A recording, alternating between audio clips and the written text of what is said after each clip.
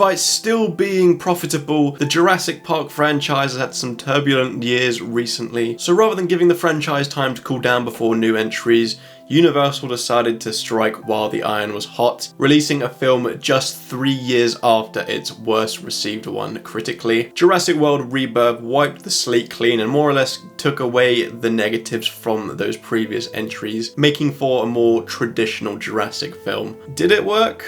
Well, we'll see when we rank all 7 theatrically released Jurassic Park films from worst to best.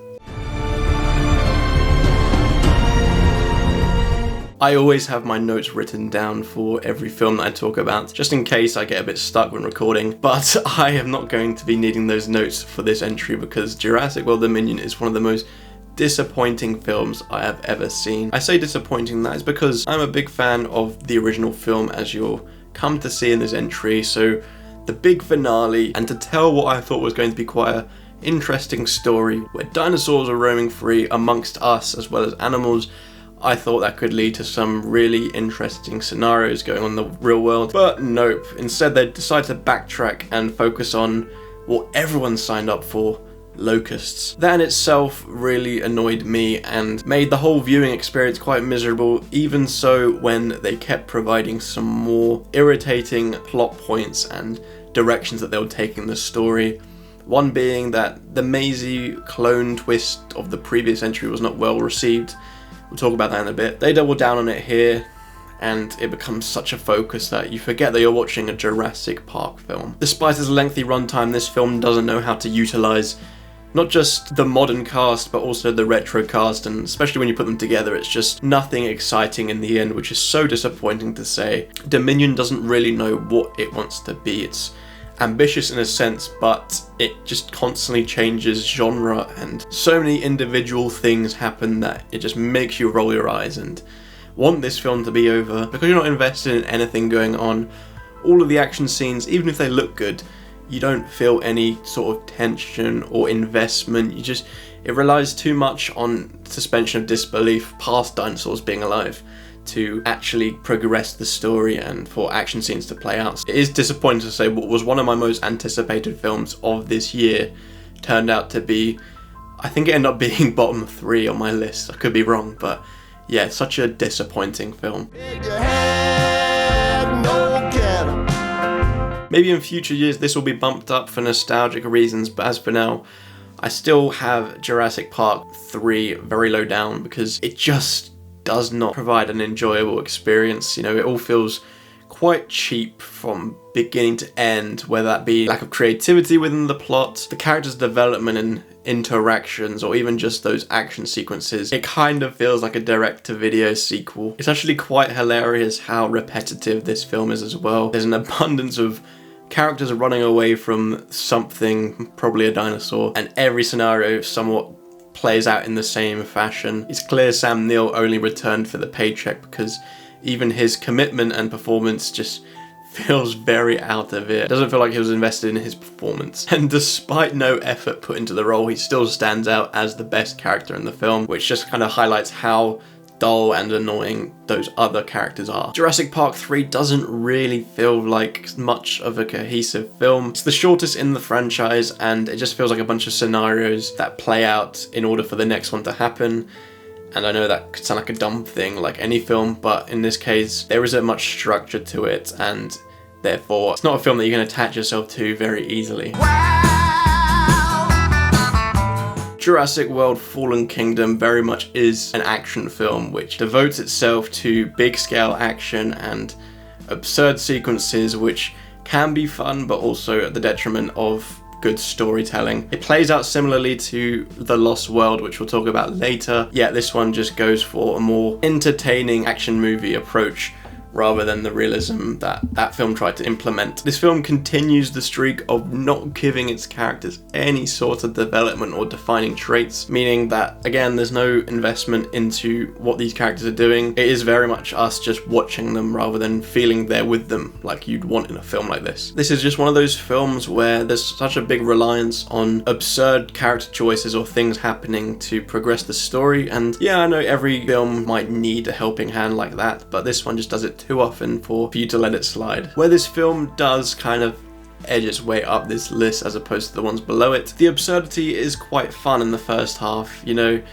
it knows what it is to some extent, therefore you can have fun with it without questioning too many things. It's the second half, however, where things kind of fall apart even more. If you've seen it, you know what I'm talking about, but especially the final third of this film, it just plays out some stupid plot lines which don't really belong in a film like this, and it just makes the whole experience cartoonish and spoils any sort of good work done in the first half. There is no question there's a lot of fun action in this film, but from a narrative point of view, there's just so many poor choices which just spoil any sort of enjoyment.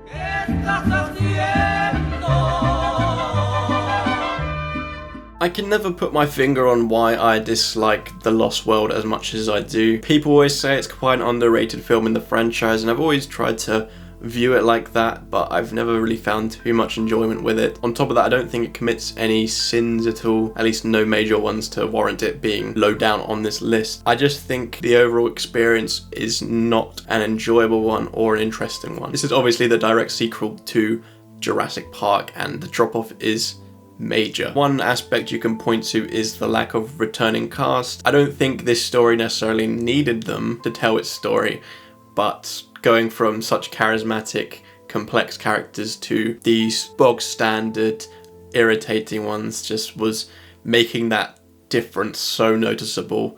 Yes, Jeff Goldblum is charismatic, but even he had to dial it down because he was the lead in a mostly serious film. Whilst it was still present, he wasn't as charismatic this time around. Keeping that in mind, that means this film just lost a lot of fun energy, and when you're combining that with quite a dull and boring main plot line and just no chemistry amongst the cast, it just kind of makes the experience quite boring and not too memorable. So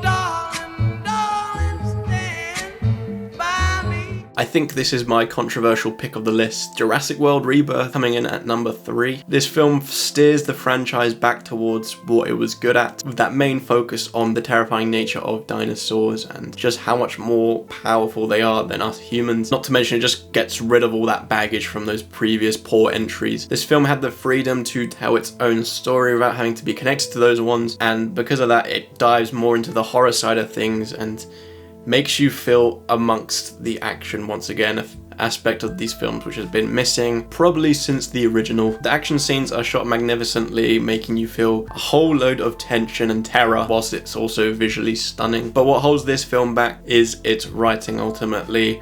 The core story is perfectly fine, it's just the components that are incorporated in. It feels like two separate films focusing on two different groups of characters, and for a film of this length you could have easily just removed one of them, probably the family, and have a perfectly solid, simple film. It probably would have improved the overall product, because in the current state it just feels very overstuffed, but at the same time, like you're not getting too much out of it. Not to mention the plethora of characters obviously leads to side plots too, and just the development that they gave these characters just wasn't really working, and it was very shallow, so you can't feel too much attachment to them when anything happens at all. While it's heading in the right direction, Rebirth is still far off this franchise's best, with a focus back on the horror side, but still struggling on the writing side.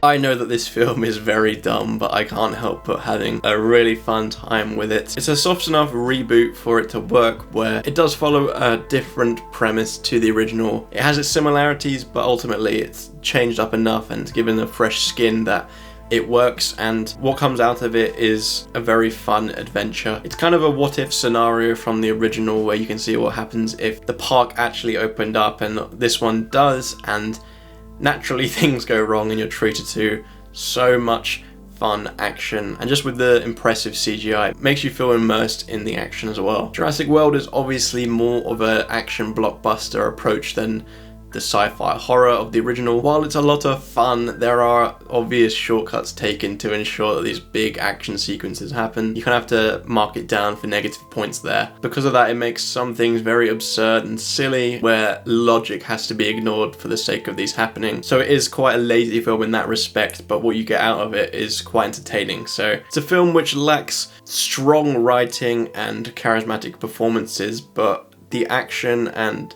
amusement you get out of it is enough to make it worth a watch and earn itself runner-up on this list.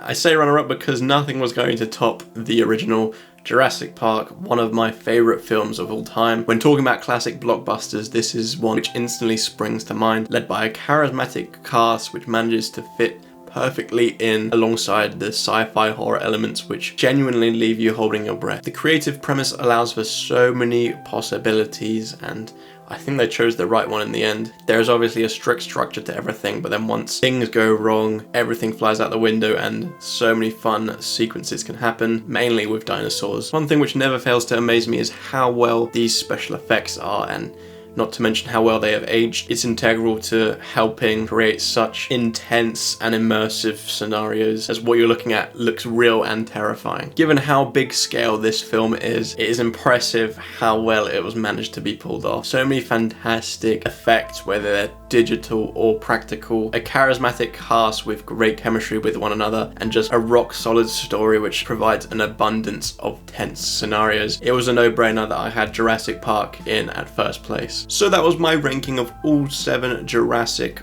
Park films.